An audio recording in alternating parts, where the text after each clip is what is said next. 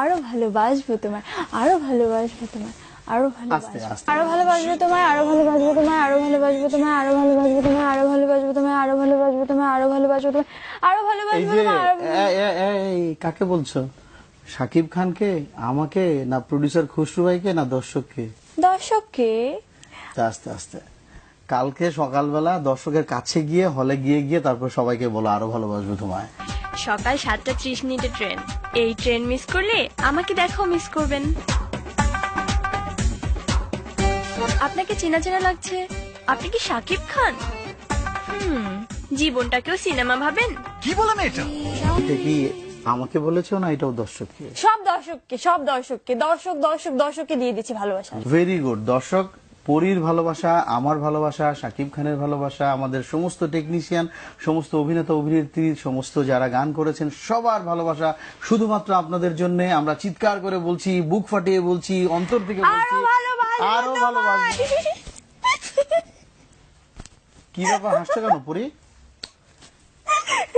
ভূমিকম্প হলো নাকি? কোথায় ভূমিকম্প হলে কেউ হাসে নাকি? আপনি কি আমাকে ছেড়ে চলে যাবেন ভূমিকম্প হলে? আরে না, আমি তো তোমার পাশে আছি, কিন্তু ভূমিকম্প হওয়ার কথা ধরেন আসলো কেন? এখন এর মধ্যে ভূমিকম্প হলো, আমি এখানে বসে আছি, যেতে পারছি না কোনো একটা কারণে, আপনি কি আমাকে রেখে দৌড় দিবেন? প্রশ্নই আসে না, কারণ তোমাকে রেখে কি করে যাই? হিরো দৌড় দেয়, তারপর তো আপনি। তাহলে শুনেন ঘটনা। এ পৃথিবী ধসে গেলে তবুও পাবে আমায় পাশে, আমাদের সিনেমার গান। হ্যাঁ, হৃদয়ের করা যে গানটা, হৃদয় খুশি হ্যাঁ, গেছে। আরো ভালোবাসবো তোমায় একটা গানের মধ্যে একটা লিরিক্স, এই লিরিক্সটা আমরা শুটিং করলাম, জুতোটা কেবল পরবো, এর মধ্যে ভূমিকম্প শুরু হলো, আমার হাত থেকে জুতোটা ছিটে পড়ে গেল। আমি ভাবলাম আমার মনে হয় প্রেশার কিছু একটা হলো, আপ ডাউন হলো নাকি, আমি কি অসুস্থ হয়ে গেলাম? তো পরক্ষণে ফিল করলাম যে না, ভূমিকম্প হচ্ছে। এর মধ্যে দেখলাম কি আমার চোখের সামনে থেকে ঘুম করে কে যেন একটা দৌড় দিল। আমি তাকালাম, হিরো শাকিব খান নাইটি পরে দৌড়াচ্ছে।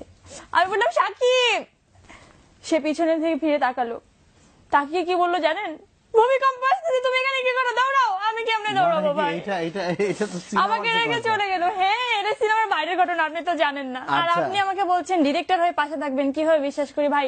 নায়কই তো পাশে থাকলো না। পরিশোনা, শোনো একটা কথা তোমাকে বলি, যে নায়ক সব সময় অন স্ক্রিনে নায়িকার পাশে থাকে, আর ডিরেক্টররা কিন্তু অফ স্ক্রিনে সব সময় তোমার পাশে থাকে। সেদিন কিন্তু আমার পাশে কেউ ছিল না। না, সেদিন ছিল না, তখন তো তোমার শট নেওয়ার জন্যই তো আমি ওই সিলেটের লোকেশন হ্যাঁ হ্যাঁ, ঠিক আপনি করছিলাম। একটু বুঝেন বিষয়টা, ম্যাচিং। হলেও তোমার ভালোবাসা পেতে চাই।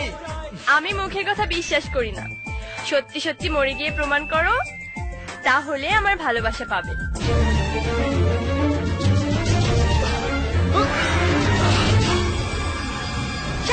আপনারা রেডি থাকেন দর্শক, যে কোনো মুহূর্তে, যে কোনো হলে, যে কোনো শোতে হঠাৎ পাশে তাকিয়ে দেখবেন পরি আপনার পাশে।